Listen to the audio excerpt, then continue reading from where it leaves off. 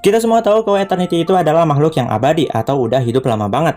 Bahkan waktu baca anekdotnya, kita benar-benar ditunjukin seberapa lamanya Eternity bisa hidup. Kita mungkin mikir kalau Eternity itu adalah vampir. Itu sebenarnya memang gak salah kalau secara lore. Tapi kalian juga pasti sadar kalau temanya Eternity itu bukanlah kelelawar, tapi makhluk air.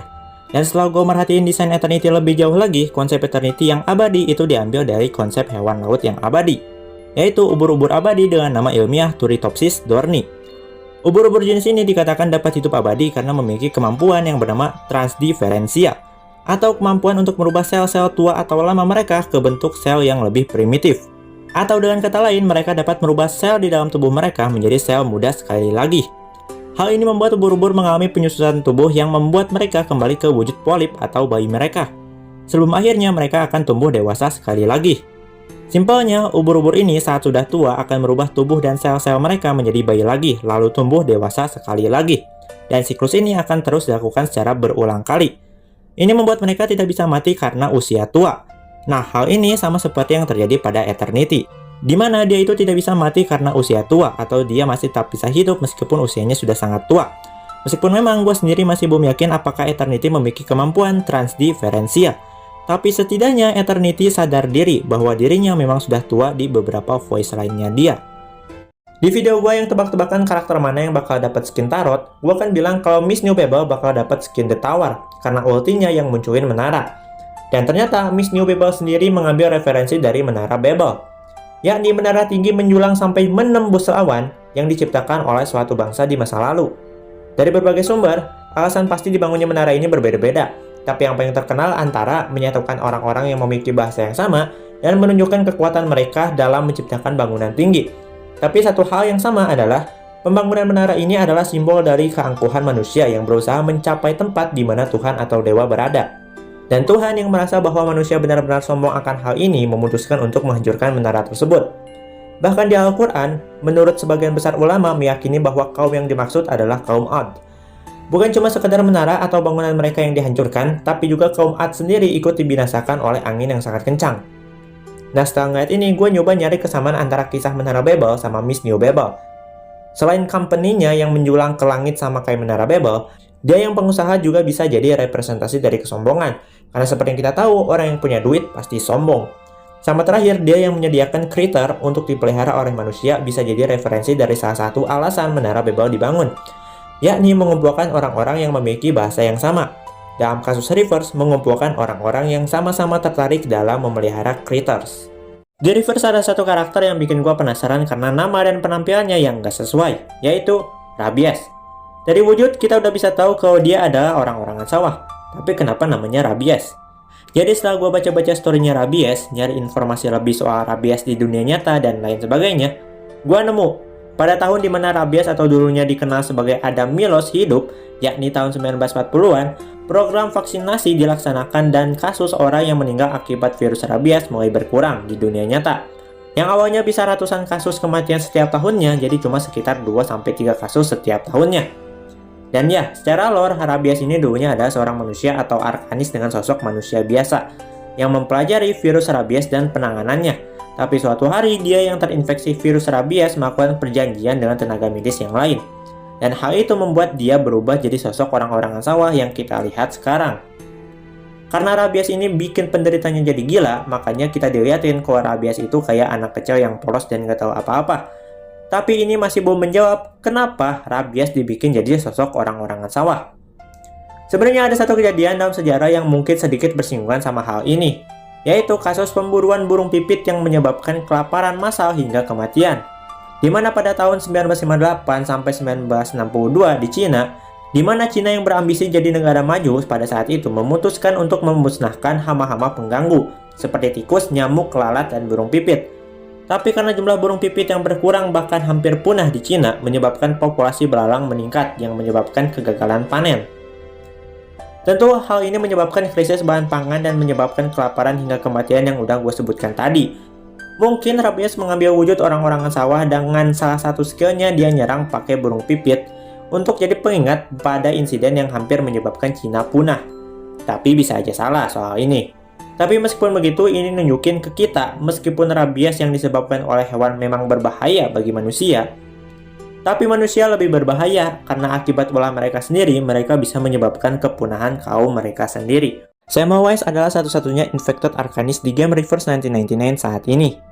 Awalnya, gue kira karakter Samwise itu ngambil inspirasi dari Elizabeth Bathory, seorang bangsawan Hungaria yang dikenal karena aksinya dalam melakukan pembunuhan berantai pada ratusan gadis muda. Karena menganggap darah gadis muda dapat membuatnya tetap awet muda. Sekurang-kurangnya dari data yang gue temukan, ada sekitar 650 korban dari tindakan keji Elizabeth Bathory. Secara sepintas mirip kan? Samwise yang vampir memang jadi awet muda, dan Elizabeth the Bloody Countess Bathory juga ingin tetap awet muda.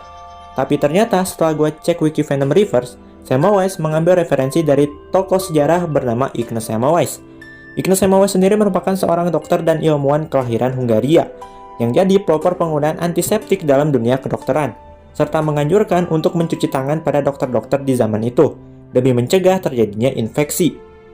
Tapi karena pada zaman itu teori milik Semmelweis belum bisa dijelaskan secara teori dan bertentangan dengan teori yang dipercayai, temuan Semmelweis dianggap sebagai lelucon, hingga pada akhirnya saat Semmelweis semakin mengemukakan mengenai temuannya, dia dikirim ke rumah sakit jiwa, karena diduga mengalami gangguan saraf.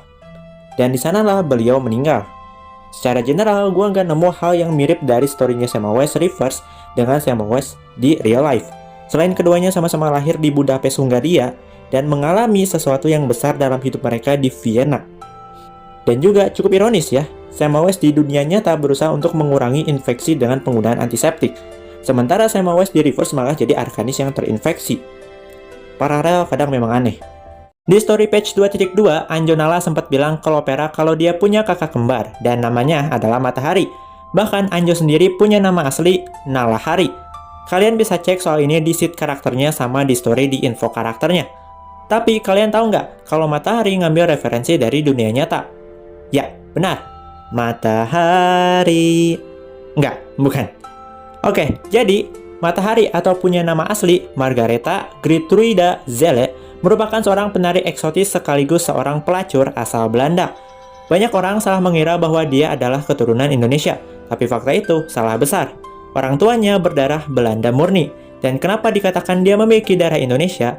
Karena pada saat dia berusia 18 tahun, dia menikah dengan seorang pria Belanda bernama Rudolf Macleod, seorang kapten tentara kolonial Belanda yang memang sedang bertugas di Hindia Belanda atau Indonesia pada saat itu. Dan Zelle mengubah nama belakangnya jadi Macleod.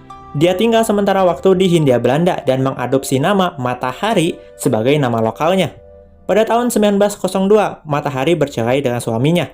Pada tahun 1903, Matahari pindah ke Paris, dan pada tahun 1904, dia memulai pekerjaannya sebagai penari eksotis. Dan pada tahun 1915, setelah karirnya sebagai penari meredup, dia beralih profesi sebagai pelacur. Kemudian pada tahun 1916, dia dimintai untuk jadi mata-mata untuk Perancis. Karirnya Matahari sebagai mata-mata tidak berjalan mulus dan terlalu rumit, dan gak bakal cukup buat di video short ini. Intinya pada tahun 1917, Matahari ditangkap oleh pasukan Perancis karena dicurigai sebagai mata-mata ganda untuk Perancis dan Jerman. Dan pada tahun yang sama, Matahari dieksekusi oleh regu tembak di Perancis. Setelah baca-baca mengenai Matahari, gue nemu beberapa hal yang jadi referensi di karakter Anjonala, selain kakaknya yang bernama Matahari. Pertama, nama Anjo kayak plesetan atau memang ngambil referensi buat nama ibunya Matahari, yakni Anje van der Meulen. Dan sekarang gue ngerti kenapa Anjonala secara lore adalah sukubus, karena ini ngambil referensi dari Matahari yang memang seorang pelacur. Ya, you know lah what I mean. Dan dia yang jadi bawahannya Manus bisa jadi referensi soal Matahari yang merupakan mata-mata untuk Perancis, tapi juga dicurigai sebagai mata-mata dari Jerman juga. Di page 1.9, kita dapat unit bintang 5 free kalau nyelesain Series of Dust. Dan ya, dia adalah Lorelei. Cewek yang dicari sama Semmelweis karena katanya bisa bantu sembuhin infeksinya dia.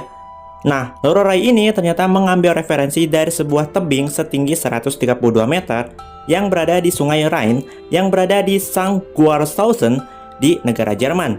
Tebing itu sendiri diberi nama The Lorelei. Pada abad ke-10 di sungai ini, khususnya di dekat tebing Lorelei, sering terjadi kecelakaan kapal yang memunculkan berbagai macam mitos dan legenda yang dikatakan dalam tanda kutip menyebabkan kecelakaan-kecelakaan tersebut, mulai dari dwarf bahkan sampai sirens. Nama Lorelei sendiri jika diartikan dari bahasa Jerman memiliki arti batu yang bergumam. Dinamai begitu karena ada sebuah air terjun di dekat tebing yang menyebabkan suara seperti gumaman tersebut. Dan karena suara gumaman ini memunculkan inspirasi untuk beberapa dongeng, dimulai dari dwarf yang katanya tinggal di dalam goa yang ada di tebing, sampai ke sebuah dongeng atau puisi buatan Clemens Brentano yang mengisahkan seorang gadis bernama Lorelei yang dikhianati oleh kekasihnya dan tewas tenggelam di sungai Rhine karena merasa melihat kekasihnya di sungai. Dan kisah lain juga yang terinspirasi dari tebing ini, yakni sebuah karya buatan Heinrich Heine yang mengisahkan seorang wanita berambut emas yang merupakan siren akan duduk di atas batu, lalu akan memikat para pengemudi kapal oleh kecantikan dan nyanyiannya, yang menyebabkan kecelakaan kapal terjadi di sekitaran tebing. Ngelihat ini, kita bisa ngelihat beberapa inspirasi yang diambil dari legenda tebing Lorelei untuk karakter Lorelei. Pertama, dia yang merupakan siren, berambut emas, dan memikat orang-orang dengan nyanyiannya, mengambil referensi dari karya buatan Heinrich Heine. Dan dia yang kadang berhalusinasi atau ngomongin orang yang gak ada, ngambil referensi dari kisah buatan Clemens Brentano. Bahkan tebing batu aja bisa dijadiin referensi di game ini. Sekarang tinggal tunggu aja Tangkuban Perahu sama Danau Toba dijadiin referensi buat game ini.